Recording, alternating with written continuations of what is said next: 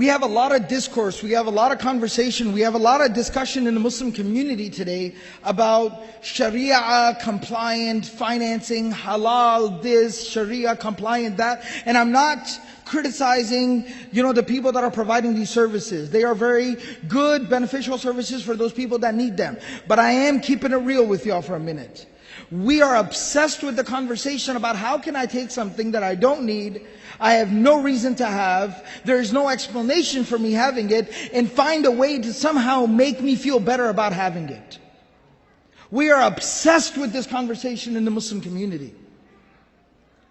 You want to know what Sharia compliance is? You want to know what halal is? You want to know what the Islamic financing, banking, financial, monetary system is? If you can't afford it, don't buy it. That's Islam.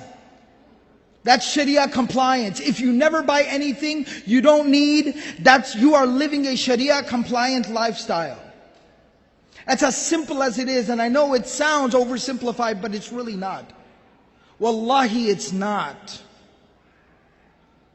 We gotta understand this. Let me explain something to y'all. In some places, for some people, there is even some legitimacy to a conversation about needing to buy a home, even though I personally don't agree with it, but to each his own. Maybe I don't live in your shoes, I don't know your circumstances. I'll tell you, by the way, we talk about, but we have to have a home, we have to live somewhere, I have to raise my family. I lived my entire life in an apartment complex. I lived my entire life in an apartment, and I feel like I turned out okay. You understand? I'm trying to be real with y'all for a minute. You can drive a used beat up old car. I talked about the car I drove last year. I talked about it over here. The first car I ever drove, the doors had different colors. And you know what I did when I graduated past that car, when I could actually afford to buy a nicer car? We had a simple rule. If we don't got cash in the home, we don't buy it.